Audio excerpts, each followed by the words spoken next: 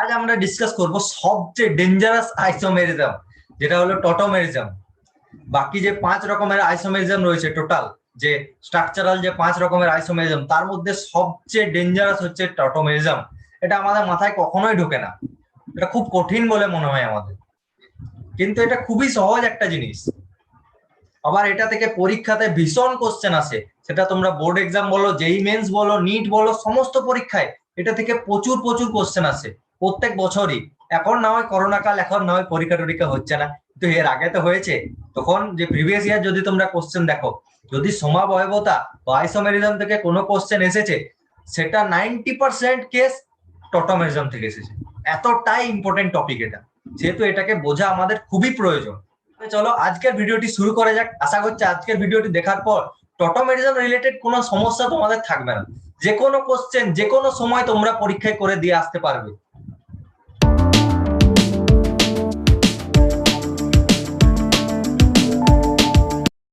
টটোমেরিজম, তাহলে এই যে টটোমেরিজম ওয়ার্ডটি আমরা দেখতে পাচ্ছি, এই ওয়ার্ডটি এলো কোথা থেকে? এই ওয়ার্ডটি এসেছে দুটি গ্রিক অক্ষর থেকে, একটি হলো টৌটো এবং আরেকটি হলো মেরস। তাহলে এই যে tauto, this is not toto, this is tauto. এই টৌটো শব্দটির অর্থ হলো সেম, মানে সমান, এবং মেরস শব্দটির অর্থ হলো পার্ট। দ্যাট মিনস এই যে টটোমেরিজম, এই ওয়ার্ডটি থেকে আমরা বুঝতে পারছি যে টটোমেরিজম মানে হলো একটি সিঙ্গেল কম্পাউন্ড থাকবে, যেটি দু রকম সেম পার্টে এক্সিস্ট করবে। তাহলে টটোমেরিজমের ডেফিনেশন বলতে আমরা কি বুঝি? টটোমেরিজমের ডেফিনেশন হলো tautomerism may be defined as the phenomenon, এটা তো একটা ফেনোমেনন, একটা ঘটনা, in which a single compound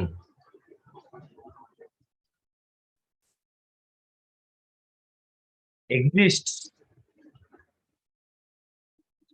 in two readily interconvertible structures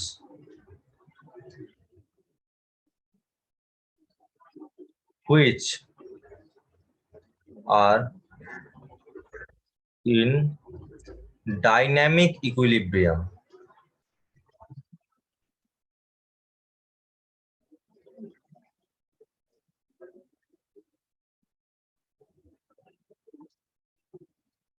তাহলে এই যে টটোমেরিজম আমি যেটা বললাম, এই টটোমেরিজম বলতে কি বোঝাচ্ছে? টটোমেরিজম হলো একটা ঘটনা। টটোমেরিজম is a phenomenon in which, যেখানে একটা সিঙ্গেল কম্পাউন্ড দুটি সেম পার্ট, দুটি সেম স্ট্রাকচারে এক্সিস্ট করবে। ধরে নাও একটি হলো কিটোন, একটি কিটোন কম্পাউন্ড আছে এবং একটি অ্যালকোহল কম্পাউন্ড আছে। এবার কিটোনে ধরে নাও, কিটোনের এক্সাম্পল হিসেবে মনে করো আছে এখানে CH3, C ডবল বন্ড ও CH3, ঠিক আছে? আর অ্যালকোহলের এক্সাম্পল হিসেবে মনে করো আছে CH2 double bond COH CH3, এটি হয়তো অ্যালকোহলের এক্সাম্পল হিসেবে আছে। তাহলে সংজ্ঞাতে বলা হয়েছে একটাই সিঙ্গেল কম্পাউন্ড। একটা সিঙ্গেল কম্পাউন্ড কি হিসাবে হচ্ছে? তোমরা বলবে এটা তো দুটি কম্পাউন্ড। একটা সিঙ্গেল কম্পাউন্ড আমি এই হিসাবে বলছি যে দেখো এখানে কার্বন কটি আছে? কার্বন আছে একটা, দুটো, তিনটে। হাইড্রোজেন আছে 3 3 6টা, মানে C3, H 3 3 6, H6, এবং একটি অক্সিজেন আছে। এবং অ্যালকোহলটির ক্ষেত্রে দেখো, অ্যালকোহলটির ক্ষেত্রেও কার্বন আছে একটি, দুটি, তিনটি, মানে C3। এবং হাইড্রোজেন কটি আছে? দুটো, তিনটে, একটা, মানে 6টা।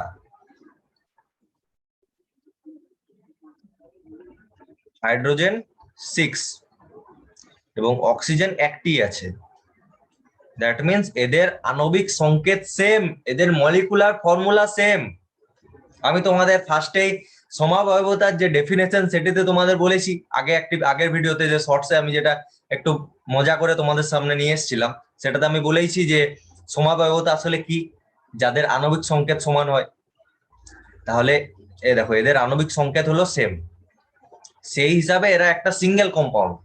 একটা সিঙ্গেল কম্পাউন্ড একবার কিটোন হিসাবে এক্সিস্ট করছে, একবার অ্যালকোহল হিসাবে এক্সিস্ট করছে। তাহলে তোমরা বলবে হয়তো এটা তো তাহলে সেই ফাংশনাল গ্রুপ আইসোমেরিজম বা যেটা কার্যকরী গ্রুপ ঘটিত সমাবয়বতা সেটার মতনই হয়ে গেল। তাহলে কার্যকরী গ্রুপ ঘটিত সমাবয়বতার সাথে টটোমেরিজমের ডিফারেন্সটা কোথায়? সেই ডিফারেন্সটা আসছে এই যে দেখতে পাচ্ছি কিটোন এবং এই যে অ্যালকোহল গ্রুপটি, এই কিটোন এবং অ্যালকোহল গ্রুপটি এরা নিজেদের মধ্যে একটা ইন্টারচেঞ্জেবল, এরা নিজেদের মধ্যে একটা ইন্টার কনভার্টেবল বা ইন্টারচেঞ্জেবল ভাবে অবস্থান করে এবং এদের মধ্যে একটা ডাইনামিক ইকুইলিব্রিয়াম অবস্থান করছে, মানে গতিশীল সাম্যাবস্থায় থাকছে এরা। দ্যাট মিনস এই যে দেখতে পাচ্ছি, এই যে মানে এই যে কিটোন গ্রুপটি, কিটোন যে যৌগটি সেটি অ্যালকোহলে রূপান্তরিত হবে, অ্যালকোহল যৌগটি কিটোনে রূপান্তরিত হবে, আবার কিটোন যৌগটি অ্যালকোহলে রূপান্তরিত হবে। এই প্রক্রিয়াটি অনবরত চলতে থাকবে এবং এই যে অনবরত যে প্রক্রিয়াটি চলছে সেটিকে আমরা বলে থাকি টটোমেরিজম। এবং এই যে কিটোন যৌগটি, এই কিটোন যৌগটি এবং এই যে অ্যালকোহল যৌগটি, এই দুটিকে আমরা বলে থাকি টটোমার। তাহলে তোমরা এটা নোট ডাউন করে নাও।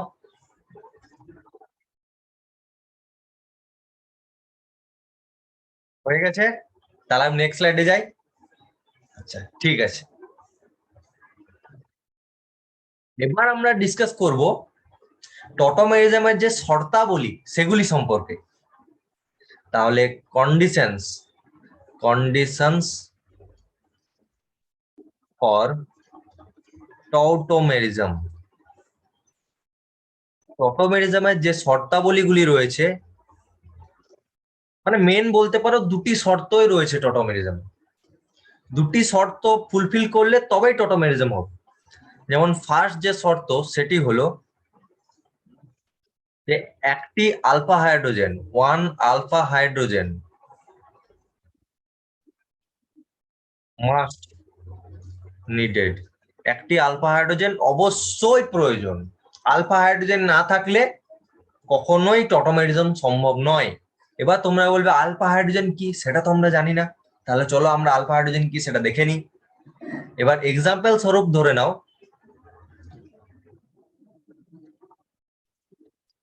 যে আমি আগের স্লাইডে যে গ্রুপটি, যে কিটোনটি আমরা নিয়েছিলাম CH3 C ডবল বন্ড ও CH3, এটিকে আমরা অ্যাসিটোনও বলে থাকি। এটা একটি ফেমাস কম্পাউন্ড, যে CH3 C ডবল বন্ড ও CH3। ঠিক আছে, এবার আমরা এখানে দেখতে পাচ্ছি এটি হলো মেন যে কিটোন বা কার্বনিল গ্রুপ, সেটি হলো এইটি। এবার এই যে মেন কার্বনিল গ্রুপ এর ঠিক পাশের কার্বন, এই যে তার ঠিক পাশের কার্বন, এটি হলো আলফা কার্বন। এটিকেও আমরা আলফা কার্বন বলবো যেহেতু এটিও পাশের কার্বন।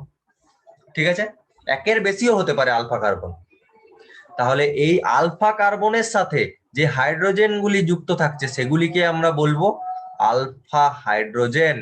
তাহলে মনে করো এই ছবিটিকে আমরা একটু বড় করে যদি আঁকি তাহলে সেটি কেমন লাগবে? C double bond O C H H H, C H H H.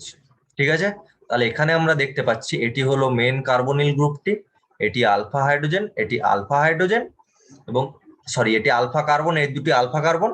এবং এই আলফা কার্বনের সাথে যে হাইড্রোজেন গুলি যুক্ত থাকছে সেই হাইড্রোজেন গুলি হলো আলফা হাইড্রোজেন। তাহলে এই যে অ্যাসিটোন, এই যৌগটিতে আলফা হাইড্রোজেন কতগুলি রয়েছে? আলফা হাইড্রোজেন রয়েছে 6টি আলফা হাইড্রোজেন রয়েছে। দেখো 1 2 3 4 5 6, 6টি আলফা হাইড্রোজেন রয়েছে। বুঝতে পেরেছ? এরপর আমরা ধরে নাও আরেকটি এক্সাম্পল আমরা নিলাম যে CH3 C double bond OH, এই এক্সাম্পলটির ক্ষেত্রে এই ক্ষেত্রে কটি আলফা হাইড্রোজেন আছে? এই ক্ষেত্রে এটি মেন কার্বনিল গ্রুপটি, এর পাশে দেখো এই একটি কিন্তু আলফা কার্বন আছে। ফার্স্টে আলফা কার্বন আমাদের চিহ্নিত করতে হবে, একটি আলফা কার্বন রয়েছে, দ্যাট মিন্স এই ক্ষেত্রে 3টি আলফা হাইড্রোজেন প্রেজেন্ট। এই যে হাইড্রোজেনটি, এই হাইড্রোজেনটিকে আমরা আলফা হাইড্রোজেন হিসেবে কাউন্ট করব না, কারণ কোনো আলফা কার্বনের সাথে যুক্ত নেই, এটি কার্বনিল কার্বনের সাথে এটি যুক্ত। কার্বনিল কার্বনের ঠিক পাশের কার্বনের সাথে যে হাইড্রোজেনগুলি থাকবে, তাহলে এই যৌগটির ক্ষেত্রে টোটাল 3টি আলফা হাইড্রোজেন আমরা পাচ্ছি। তাহলে এটা তোমরা নোট ডাউন করে নাও। তাহলে আলফা হাইড্রোজেন রিলেটেড সমস্যা নিশ্চয়ই তোমাদের দূর হয়েছে। তাহলে এটা হয়ে গেছে। চলো এবার আমরা ডিসকাস করি যে সেকেন্ড কন্ডিশন, সেকেন্ড যে শর্ত, সেকেন্ড শর্তটি কি বলা হয়েছে? সেকেন্ড শর্তটিতে বলা হয়েছে যে অবশ্যই একটি 1 ইলেকট্রোনেগেটিভ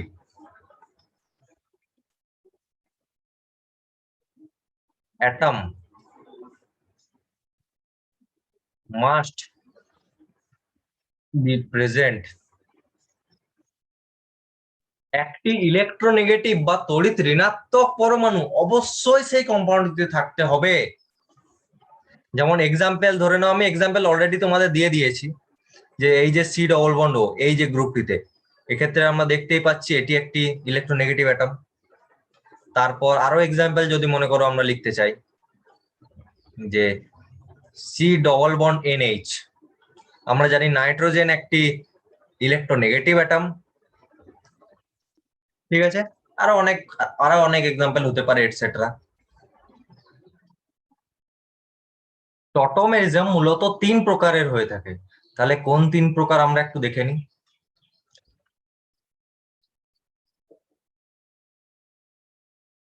তাহলে প্রথম যে প্রকার সেটি হলো কিটোএনল টটোমেরিজম। দ্বিতীয়টি হলো নাইট্রো অ্যাসিনাইট্রো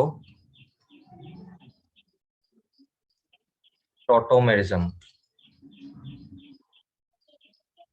এবং তৃতীয় হলো নাইট্রোসো অক্সিমিনো টটোমেরিজম।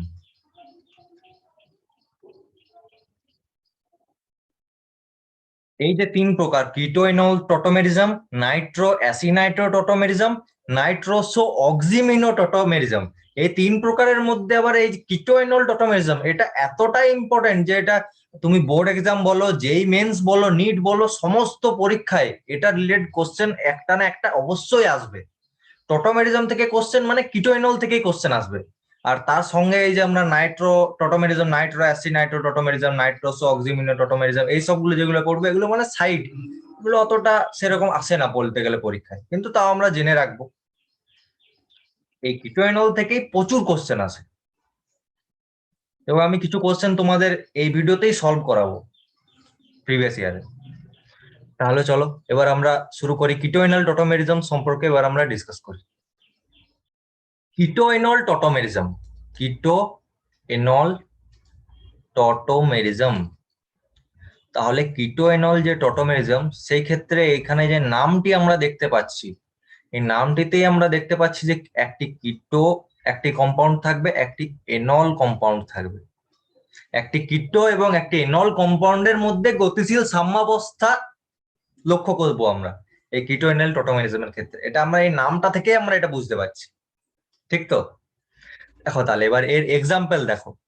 এর এক্সাম্পল হিসেবে মনে করো আমরা নিচ্ছি C double bond O hydrogen c H H h.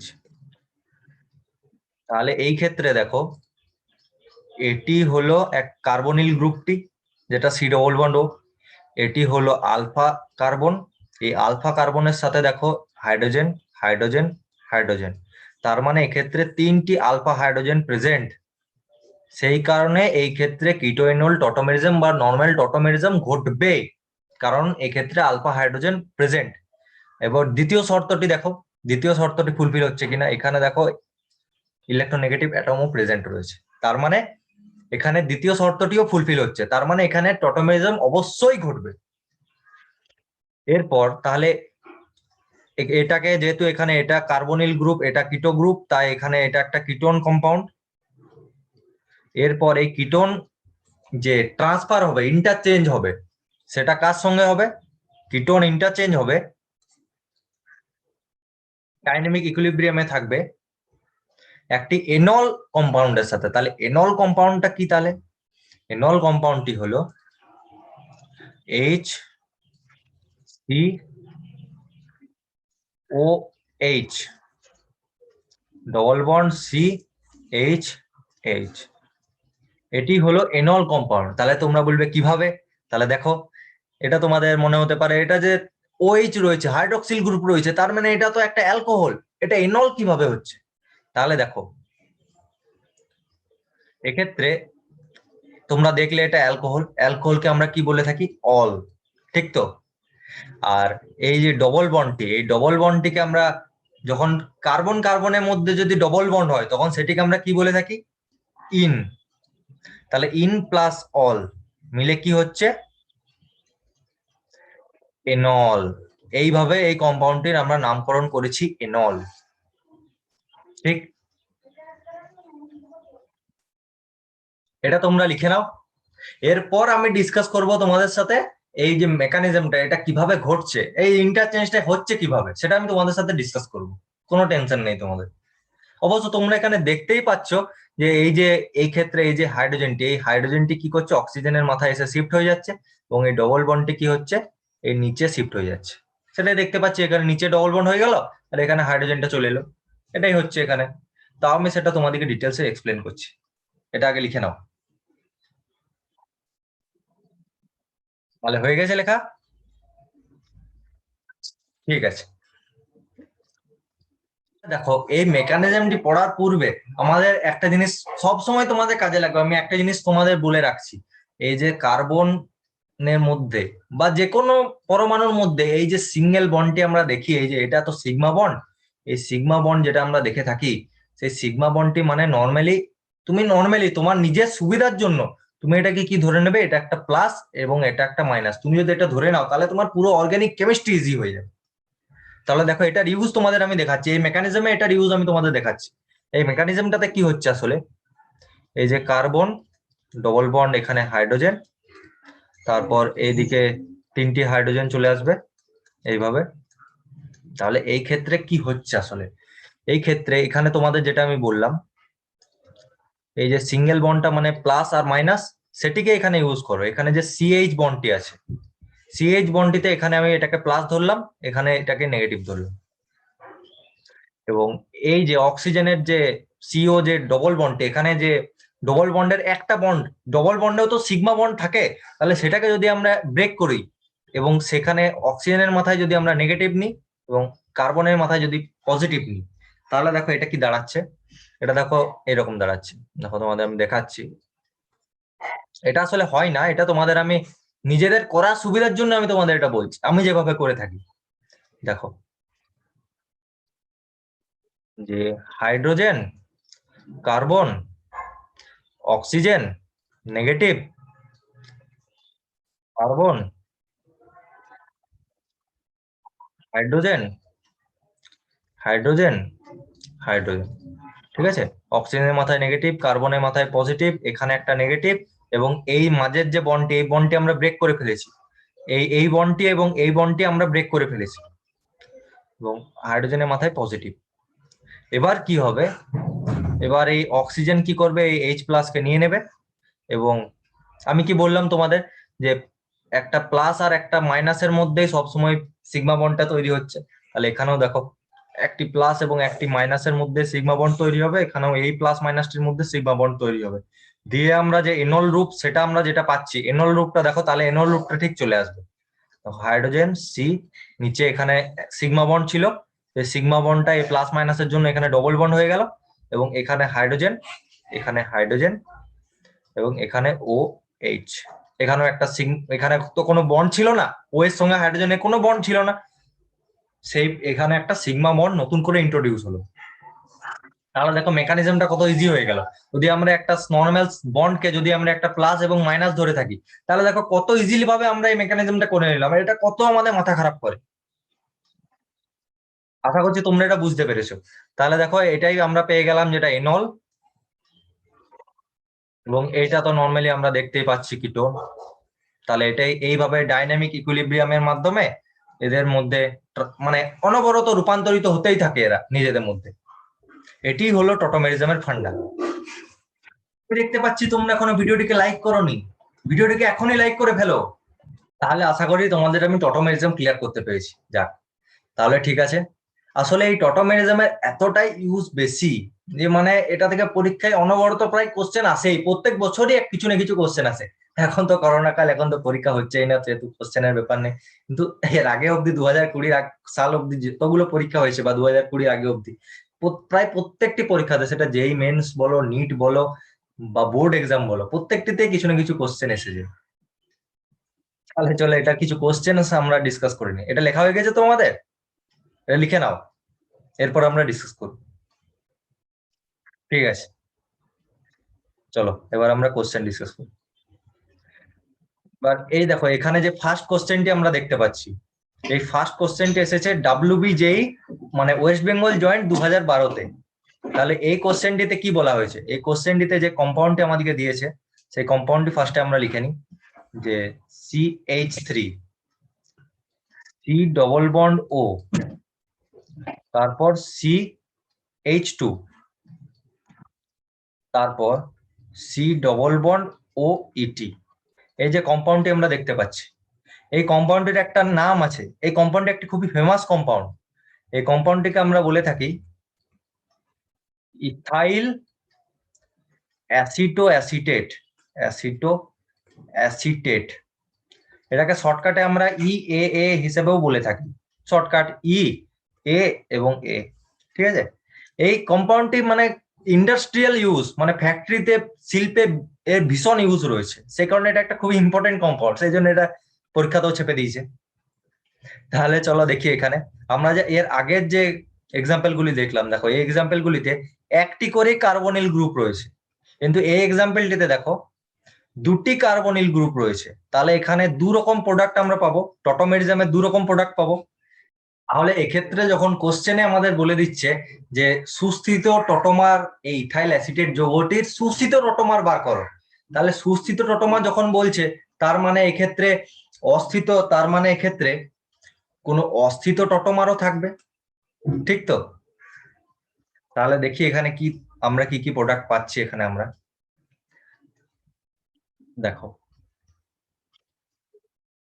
তাহলে এখানে একরকম প্রোডাক্ট হতে পারে, ধরে নাও এই যে কার্বনিল গ্রুপটি, এই কার্বনিল গ্রুপটির বিচারে যদি আমরা করি, এই দিকের একটা হাইড্রোজেন যদি আমরা এখানে শিফট করে নিই, এবং এই বন্ডটিকে যদি আমরা নিচে শিফট করি, তাহলে দেখো এটা কি উৎপন্ন হচ্ছে। তাহলে দেখো এখানে হচ্ছে CH2 double bond COH CH মানে CH2, তারপরে COO, এটাই আমরা পেলাম। ঠিক আছে, আর এবার যদি মনে করো আমরা এই হাইড্রোজেনটিকে এর মাথায় শিফট করাই, তাহলে কেমন হবে? আর এই বন্ডটিকে যদি এইখানে শিফট করি, তাহলে দেখো এখানে কি প্রোডাক্ট আমরা পাবো। তাহলে এখানে আমরা প্রোডাক্ট পাবো সি, এখানে যেমন CH3 থাকা সেরকমই থাকবে, এখানে সি, তারপর এটাতে যেমন OH হয়ে যাচ্ছে, কিন্তু চেঞ্জ হচ্ছে আসলে ডবল বন্ডটা পড়ে যাচ্ছে এইদিকে। তাহলে এখানে নর্মাল একটা হাইড্রোজেন যেমনকার তেমন, আর এখানে সি ডবল বন্ড ও OH, এটা আমরা পেলাম। এই হাইড্রোজেনটা শিফট হয়ে এর মাথায় চলে গেল, ডবল বন্ডটা এদিকে শিফট হয়ে গেল, মানে ডবল বন্ডের জাস্ট পজিশনটা চেঞ্জ হলো। এখানে ডবল বন্ডটা এখানে পড়েছিল আর এইখানে ডবল বন্ডটা এখানে পড়লো। ঠিক আছে, এবার আমাদের দেখতে হবে কোনটা সুস্থিত টটোমার। এবার এখানে তোমরা বলতে পারবে যে তাহলে আমরা এই কার্বনিল গ্রুপটার বেসিসে বিচার করলাম, এবার এইটার বেসিসেও তো আমরা বিচার করতে পারি। তাহলে দেখো এটার বেসিসেও আমরা বিচার করে দেখি। আসলে এটার বেসিসে বিচার করে না, তার কারণ এটা একটা এস্টার গ্রুপ। এস্টার গ্রুপে ওএইচ বসিয়ে দেবো, সেটা হয় না ঠিকঠাক, ওরকম ভাবে কোনো মেকানিজম আসে না। কিন্তু তাও আমি তোমাদের বোঝানোর জন্য এটা করে দেখিয়ে দিচ্ছি। দেখো এক্ষেত্রেও যদি মনে করো এই হাইড্রোজেনটায় যদি এইদিকে শিফট হয়, এইদিকে তো আর কোনো হাইড্রোজেন নেই, এদিকে অক্সিজেন আছে, ঠিক তো? তাহলে হাইড্রোজেন বলতে একমাত্র এদিকেরই হাইড্রোজেন। এবার এই হাইড্রোজেনটা যদি এইখানে মাথায় এসে বসে যায় অক্সিজেনের, এবং এই ডবল বন্ডটা যদি নিচে শিফট হয়ে যায়, তাহলে কি দেখা যাবে? তাহলে এখানে আমরা দেখতে পাবো কার্বন এইদিকে যেমন CH3 থাকা সেরকমই CH3 রইলো, আর এই যে এই সি ডবল বন্ড এটারও কোনো পরিবর্তন নেই। তারপরে এখানে মিডিলে সিঙ্গেল বন্ড, এখানে হাইড্রোজেন একটা হাইড্রোজেন থাকবে, আর এইখানে মিডিলে এক ডবল বন্ড আমরা পেয়ে গেলাম, যেহেতু এই যে বন্ডটা এই ডবল বন্ডটা নিচে শিফট হয়ে গেল, তাই এখানে আমরা ডবল বন্ড পেলাম। আর এই যে OH, এখানে আমরা OH পেলাম, ঠিক? তারপর এখানে OET, এটা আমরা পাবো, ঠিক আছে? এবার দেখো, এবার তোমাদের একটা জিনিস দেখাই আমি। এবার তোমরা বলবে এটার মধ্যে আমরা জাজ কি করে করব কোনটা বেশি স্টেবল, কোনটা বেশি সুস্থিত, এটা কিভাবে আমরা দেখব?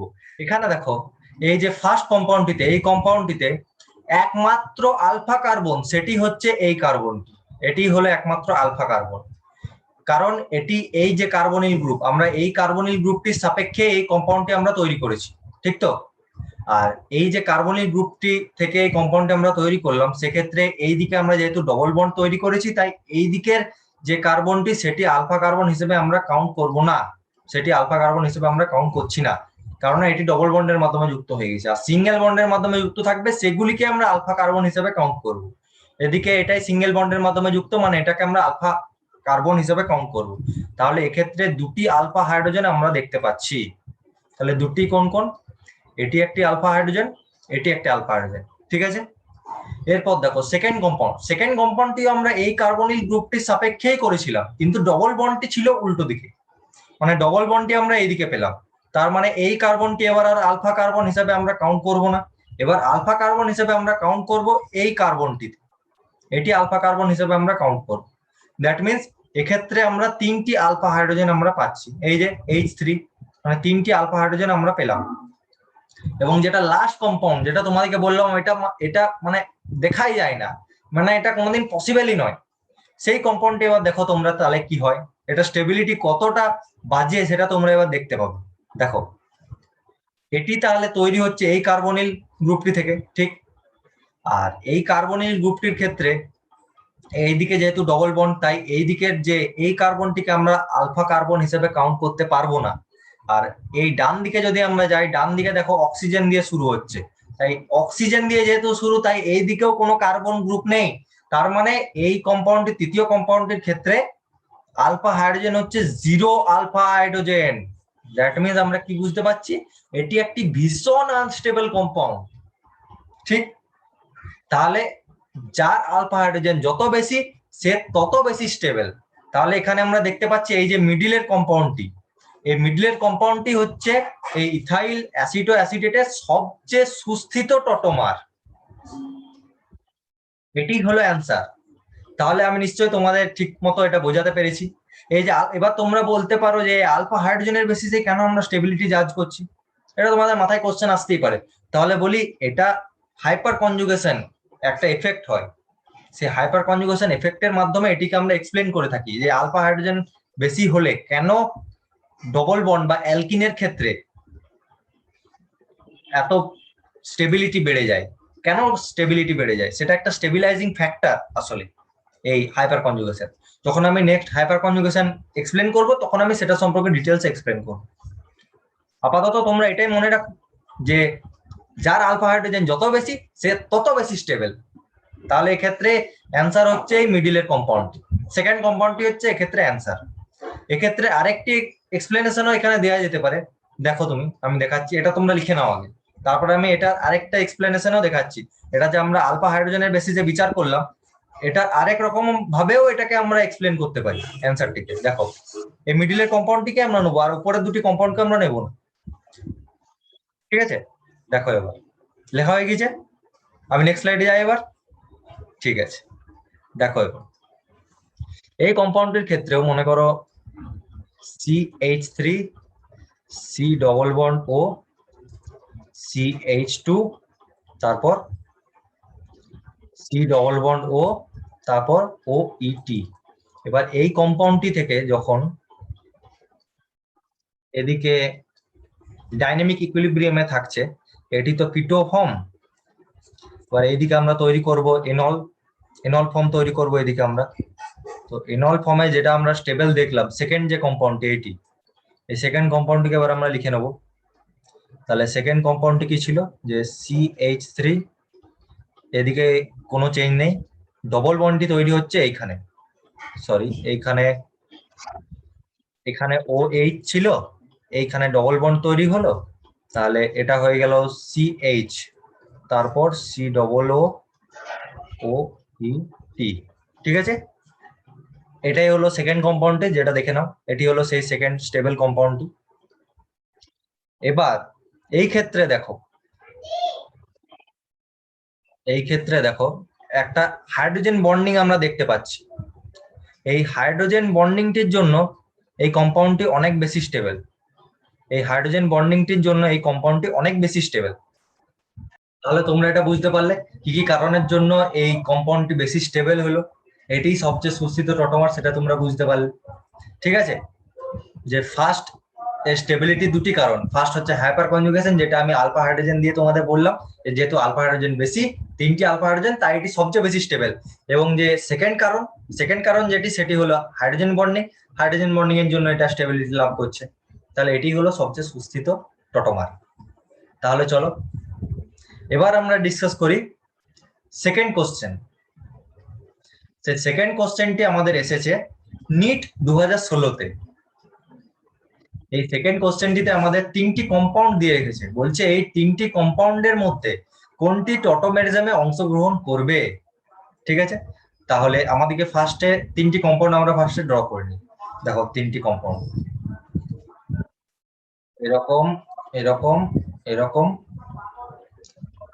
তিনটি কম্পাউন্ড ফার্স্টে আমরা ড্র করি। তাহলে আমাদেরকে ফার্স্টে কি চেক করতে হবে, তোমরা নিজেরাই বলো, ফার্স্টে কি আমাদের চেক করাটা উচিত?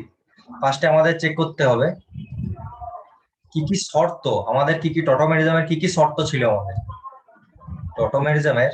আমরা যে দুটি শর্ত পড়লাম আজকে, সেই দুটি শর্ত, যে প্রথম আলফা হাইড্রোজেন আছে কিনা,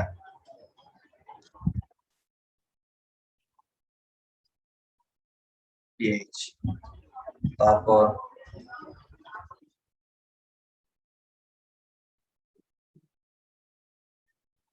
আলফা হাইড্রোজেন আছে কিনা এবং ইলেকট্রোনেগেটিভ অ্যাটম আছে কিনা।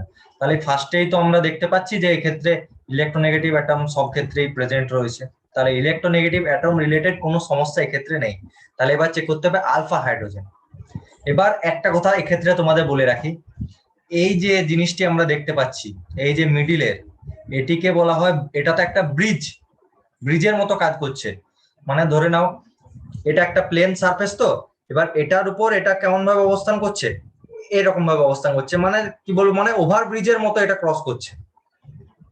এটা একটা নর্মাল একটা প্লেন, তার উপর এটা একটা ওভার ব্রিজের মতো এরকম ভাবে আছে, এরকম ভাবে সেটা অবস্থান করছে দাদা, এরকম ভাবে।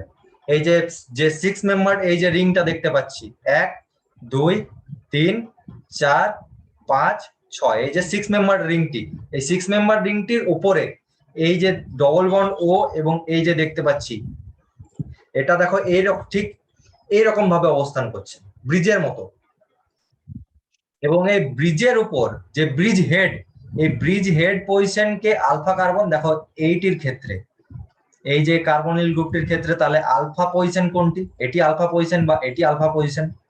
এবং এইটির ক্ষেত্রে এই দেখো এই ডবল বন্ড যে ও কার্বনিল গ্রুপ, সেক্ষেত্রে একটা আলফা পজিশন হচ্ছে এইটা এবং আরেকটা আলফা পজিশন হচ্ছে এটা। ঠিক, আর এই ক্ষেত্রে এই কার্বনিল গ্রুপটির ক্ষেত্রে দেখো একটা আলফা পজিশন হচ্ছে এটা, একটা আলফা পজিশন হচ্ছে এটা, ঠিক। এবার দেখো একটা কোশ্চেন হচ্ছে যে মানে একটা স্টেটমেন্ট তোমরা বলতে পারো যে যেগুলো ব্রিজ হেড কার্বন হয়, এখানে যেমন এটি ব্রিজ হেড কার্বন, এটি ব্রিজ হেড কার্বন, এটার ক্ষেত্রে এটি ব্রিজ হেড কার্বন, এটি ব্রিজ হেড কার্বন, এটির ক্ষেত্রে এটি ব্রিজ হেড কার্বন, এটি ব্রিজ হেড কার্বন। এই ব্রিজ হেড কার্বনের যে আলফা হাইড্রোজেন, সেই কার্বনটি কখনো টটোমেরিজমে অংশগ্রহণ করে না। তাহলে এই আলফা পজিশনে হাইড্রোজেন থাকলেও সেটি টটোমেরিজম করবে না। এই ফার্স্ট কম্পাউন্ডটির ক্ষেত্রে আমরা দেখতে পাচ্ছি যে দুটি আলফা পজিশনই ব্রিজ হেড, তাহলে এক্ষেত্রে এক্ষেত্রে আলফা হাইড্রোজেন উপস্থিত আছে একটি করে, একটা করে আলফা হাইড্রোজেন। দেখো কার্বনের 3টে বন্ড, এখানে একটা হাইড্রোজেন আছে, এখানে একটা হাইড্রোজেন আছে, কিন্তু হাইড্রোজেন গুলি থাকা সত্ত্বেও এখানে কোনো প্রকার টটোমেরিজম ঘটবে না, কারণ এই আলফা হাইড্রোজেন গুলি ব্রিজ হেড পজিশনে অবস্থিত। এবার এই সেকেন্ডটির ক্ষেত্রে আমরা দেখবো, সেকেন্ডটির ক্ষেত্রে এই আলফা পজিশনে একটি হাইড্রোজেন অবশ্যই আছে, কিন্তু এটা ব্রিজ হেড পজিশনে, তাই এটি কোনো কাজের নয়। আর এই আরেকটি আলফা পজিশন, এই আলফা পজিশনে দেখো কার্বন, এটা তো মিডিলে কার্বন, এই কার্বনে দেখো একটা 4টে বন্ডই ইউজ হয়ে গেছে, দুটি ফিনাইল গ্রুপ রয়েছে এবং একদিকে এইদিকে কার্বন যুক্ত, এদিকে একটা কার্বন যুক্ত, মানে এই আলফা পজিশনটাতেও কোনো আলফা হাইড্রোজেনই নেই, এই পজিশনটিতে আলফা হাইড্রোজেনই নেই, তাহলে এটিও হচ্ছে না, মানে এটিও টটোমেরিজমে অংশগ্রহণ করছে না, ঠিক। এরপর যখন আমরা তৃতীয়টিতে যাচ্ছি, তৃতীয়টিরও আমরা দেখতে পাচ্ছি এই পজিশনটি ব্রিজ হেড পজিশন, এই পজিশনেও একটি হাইড্রোজেন রয়েছে, কিন্তু সেটা কোনো কাজের নয়। কিন্তু এর যে আরেকটি পজিশন রয়েছে, এই পজিশনটিতে দুটি হাইড্রোজেন প্রেজেন্ট রয়েছে, আর এটি কোনো ব্রিজ হেড পজিশনও নয়। তার মানে এই যে থার্ড যে কম্পাউন্ডটি, এই একমাত্র এই থার্ড কম্পাউন্ডটি টটোমেরিজমে অংশগ্রহণ করবে, বাকি এই দুটি কম্পাউন্ড টটোমেরিজমে অংশগ্রহণ করবে না। তাহলে আমি তোমাদের বোঝাতে পারলাম কেন এই থার্ড কম্পাউন্ডটি টটোমেরিজমে অংশগ্রহণ করছে, এই দুটি কেন অংশগ্রহণ করলো না। ঠিক আছে, বোঝাতে পেরেছি? ঠিক আছে, এটা তোমরা নোট ডাউন করে নাও, তোমাদের নিজেদের মতো করে এটিকে তোমরা তোমাদের খাতায় নোট ডাউন করে নাও। হয়ে গেছে? তাহলে চলো এবার আমরা ডিসকাস করব আমাদের থার্ড প্রশ্ন। এই থার্ড প্রশ্নটি এসেছে আমাদের নিট 2013-তে, যেটা নিট ইউজি 2013। দেখো এখানে ডিনোটও করা আছে নিট ইউজি 2013। এই প্রশ্নটিতে আমাদের যে আমরা যেমন ফার্স্ট যে কোশ্চেনটা সলভ করলাম, যে কিভাবে আমরা স্থায়িত্ব জাজ করছি, যে আলফা হাইড্রোজেনের বেসিসে কিভাবে আমরা জাজ করছি, এই কোশ্চেনটিও দেখো ঠিক সেই টাইপেরই, বা এই কোশ্চেনটিও আমরা তো আলফা হাইড্রোজেন কাউন্ট করার উপরেই জাজ করলাম, কিন্তু একটা ডিফারেন্ট টাইপের ছিল, ব্রিজ হেড কার্বনের একটা এখানে একটা কোশ্চেন চলে আসছে এখানে, কিন্তু এটির ক্ষেত্রেও ঠিক সেই একই কোশ্চেন যে আলফা হাইড্রোজেন আমাদের গুনতে হবে। তাহলে দেখো প্রথমে আমি কম্পাউন্ড গুলি তোমাদের সামনে লিখে নিচ্ছি, যে CH2 ডবল বন্ড সি, তারপর OH, তারপর CH2, তারপর C ডবল বন্ড ও CH3, এটা ফার্স্ট কম্পাউন্ড। তারপর সেকেন্ড হচ্ছে CH3 COH double bond CH, C double bond CH3, তারপর এটি ডবল বন্ড CH3। ঠিক আছে, আর যেটা থার্ড সেটি দেখো, থার্ড কম্পাউন্ডটি রয়েছে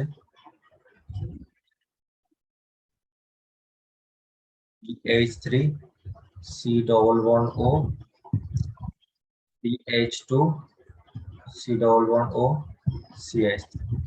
এই তিনটি কম্পাউন্ডের আমাদের স্থায়িত্ব বিচার করতে হবে। দেখো এই ফার্স্ট কম্পাউন্ডটি, এটি হলো ফার্স্ট কম্পাউন্ড, এটি হলো সেকেন্ড কম্পাউন্ড, এটি হলো থার্ড কম্পাউন্ড। তো আমরা এখানে দেখতেই পাচ্ছি যে এই যে প্রথম দুটি কম্পাউন্ড, এই ফার্স্ট কম্পাউন্ড এবং সেকেন্ড কম্পাউন্ড হচ্ছে এনল ফর্মে রয়েছে, দেখো OH আছে এনল ফর্মে রয়েছে, আর এই কম্পাউন্ডটি কেটো ফর্মে রয়েছে, থার্ড কম্পাউন্ড। ঠিক আছে, এটা ফার্স্ট আমরা দেখলাম, কেটোর থেকে এনল অনেক বেশি স্টেবল, এটা আমরা জানি। তাহলে 3 নম্বর যেটা রয়েছে, 3 নম্বরটা হচ্ছে সব থেকে লিস্ট স্টেবল, সব থেকে কম স্টেবল, মানে সবচেয়ে বেশি অস্থির 3 নম্বরটি। তাহলে যদি স্টেবিলিটির অর্ডার আমরা ইয়ে করি, স্টেবিলিটি যে অর্ডার, সেটা যদি আমরা এবার লিখতে শুরু করি, তাহলে দেখো যে 3 নম্বর, ফার্স্টে আমরা লিখে নিলাম 3 নম্বর। এই 3 নম্বরটি সব থেকে অস্থির, সব থেকে লেস স্টেবল। তারপর সব এরপর 1 আর 2 এর মধ্যে আমি তোমাদের জাজ করতে শেখালাম কিভাবে হচ্ছে। আলফা হাইড্রোজেন কাউন্ট করো, তাহলে এই কার্বনটির সাপেক্ষে এটিকে আলফা হাইড্রোজেন হিসেবে কাউন্ট করবো। এই ক্ষেত্রে 2টি আলফা হাইড্রোজেন আমরা পাচ্ছি, ঠিক। আর এই ক্ষেত্রে দেখো এটি আলফা হাইড্রোজেন, মানে এখান থেকে 3টি আলফা হাইড্রোজেন আমরা পাচ্ছি। দ্যাট মিনস 3 এর পর 2, সরি 3 এর পর 1 কম স্টেবল, আর সবচেয়ে বেশি স্টেবল হলো 2। যেহেতু 2 এ 3টি আলফা হাইড্রোজেন আছে, আলফা হাইড্রোজেন যেহেতু 2 এর অনেক বেশি, তাই 2 অনেক বেশি স্টেবল, এবং 1 এর যেহেতু আলফা হাইড্রোজেন কম, তাই 1 অনেক কম স্টেবল। হচ্ছে আমি তোমাদের টটোমেরিজম রিলেটেড সমস্ত সমস্যার সমাধান করতে পেরেছি। এবার আমরা ডিসকাস করব যে বাকি যে দুটি আনইম্পর্টেন্ট টটোমেরিজম আমাদের পড়ে রইল, যে নাইট্রো অ্যাসিনাইট্রো টটোমেরিজম বা যে নাইট্রোসো অক্সিমিনো টটোমেরিজম, এগুলি সম্পর্কে জাস্ট একটুখানি জেনে রাখা ভালো, যদি কাজে এসে যায় পরীক্ষায়, বাই চান্স চলে এলো। আসবে না জানি, তাও জেনে রাখা ভালো। তাহলে চলো ফার্স্ট আমরা এরপর ডিসকাস করে নিই যে নাইট্রো অ্যাসিনাইট্রো টটোমেরিজম। তাহলে এই যে নাইট্রো অ্যাসিনাইট্রো টটোমেরিজম, এক্ষেত্রে কি ঘটে? এক্ষেত্রে আমরা দেখতে পাই, দেখো এগুলো সেই যেমন কিটোএনল করলাম সেই রকমই একই প্রসেস, শুধু এক্ষেত্রে ওকে যেমন কিটোএনলে ছিল অক্সিজেন ছিল না, যে সি ডবল বন্ড গ্রুপ ছিল, সেরকমই এক্ষেত্রে নাইট্রোজেন থাকবে। যেহেতু আমি বলেছি ইলেকট্রোনেগেটিভ গ্রুপ মানে অক্সিজেন বা নাইট্রোজেন থাকবে, তো ওই ক্ষেত্রে অক্সিজেন ছিল, এক্ষেত্রে নাইট্রোজেন পাবো আমরা। তাহলে দেখো কিভাবে হচ্ছে, এই যে CH2 লিখলাম, তো এবার আমরা এখানে লিখবো N ডবল বন্ড ও, যে NO2 গ্রুপটা লিখলাম মানে CH3NO2। এবার এই ক্ষেত্রেও আমরা যে ডাইনামিক ইকুইলিব্রিয়াম এখানেও দেখা যাবে, তো এই ক্ষেত্রে আমরা দেখো আমাদের কি হচ্ছে, আমি বলেছিলাম এই হাইড্রোজেনটা শিফট হয়ে এখানে চলে যাবে, আর এই ডবল বন্ডটা এখানে চলে আসবে। এই ঘটনাটা দেখো এখানে ঘটবে, দেখো যেটা আগে ঘটেছে সেটাই ঘটবে, শুধু এখানে নাইট্রোজেনটা এক্সট্রা থাকছে। দেখো CH2, অবশ্যই এখানে অক্সিজেনের মাধ্যমেই তোমাদের ট্রান্সফারটা হচ্ছে। ব্যাপারটা কি, এখানেও ইলেকট্রোনেগেটিভ অ্যাটম বলতে আমরা অক্সিজেনকে এখানে কাউন্ট করছি, কিন্তু এখানে নাইট্রো গ্রুপটা ইনভলভ হচ্ছে, তো তাই এখানে এটার নাম হয়ে গিয়েছে নাইট্রো অ্যাসিনাইট্রো। এটার নাম হলো নাইট্রো, এই যে গ্রুপটা আমরা দেখতে পাচ্ছি এই গ্রুপটা হচ্ছে নাইট্রো গ্রুপ, এই যে NO2 যে গ্রুপটা দেখতে পাচ্ছি। আর এই যে অ্যাসিনাইট্রো গ্রুপের ক্ষেত্রে আমরা দেখতে পাবো এটা O নেগেটিভ, এটা কোঅর্ডিনেট বন্ড, আর এখানে O নেগেটিভের বদলে সোজা তুমি ডিরেক্ট এটাকে এরকমও লিখে নিতে পারো, সোজা OH করে দাও, অসুবিধা তো কিছু নেই। বুঝতে পেরে গেছি যে এই হাইড্রোজেনটা শিফট হয়ে এই অক্সিজেনের মাথায় গেল, আর এই ডবল বন্ডটা শিফট হয়ে এখানে চলে এলো, একদম ইজি, ভীষণ ইজি। এটাই হলো নাইট্রো অ্যাসিনাইট্রো। আর এই যে আমরা যে কম্পাউন্ডটি পেলাম সেটি হচ্ছে অ্যাসিনাইট্রো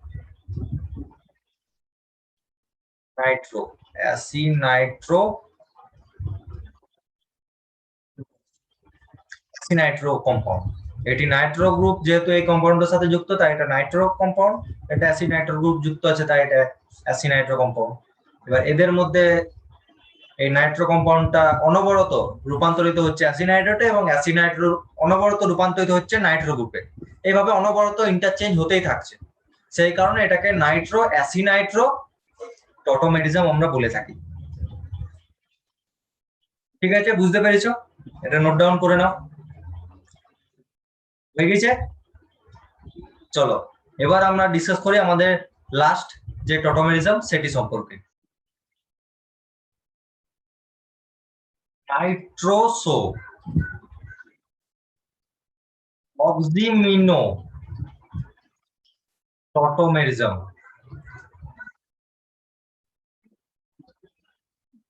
ঠিক আছে, এবার এটা সম্পর্কে আমরা লাস্ট ডিসকাস করব। তাহলে এই নাইট্রোসো অক্সিমিনো এই টোটোমেরিজমটি কি বিশাল কিছু রকেট সায়েন্স? তাহলে বলি না, এটাও সেই একই সেম জিনিস, হাইড্রোজেনটা অক্সিজেনের মাথায় এসে শিফট হয়ে বসে যাবে, আর ডবল বন্ডটা শিফট হয়ে এখানে চলে আসবে, মিডিলে চলে আসবে। দেখো এটার ক্ষেত্রে কি হয় তোমাদের দেখিয়ে দিই এটাও।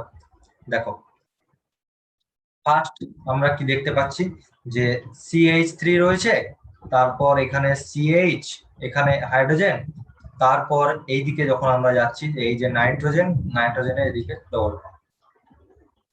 এরপর এটা ডাইনামিক ইকুইলিব্রিয়ামে রয়েছে, এই দেখো ডাইনামিক ইকুইলিব্রিয়াম। এরপর তাহলে কি ঘটনাটা ঘটছে দেখিয়ে দিই, এই হাইড্রোজেনটা কি হচ্ছে শিফট হয়ে এর মাথায় এসে বসে যাচ্ছে, ডবল বন্ডটা নিচে চলে আসছে।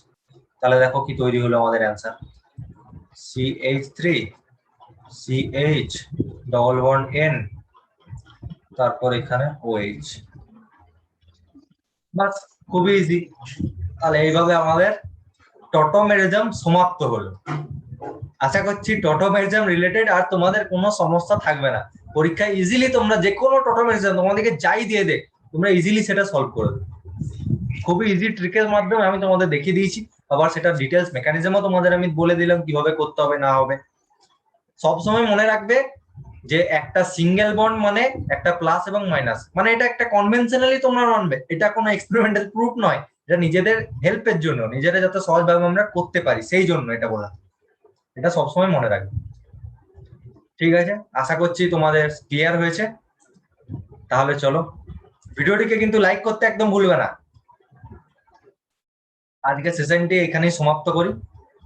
ভিডিওটি লাইক করতে কিন্তু একদম ভুলো না। ভিডিওটিকে যত পারো খুব খুব শেয়ার করো, এবং যদি আমার চ্যানেলে এখনো তুমি নতুন হয়ে থাকো, যদি সাবস্ক্রাইব না করে থাকো, তাহলে চ্যানেলটি অবশ্যই সাবস্ক্রাইব করে ফেলো।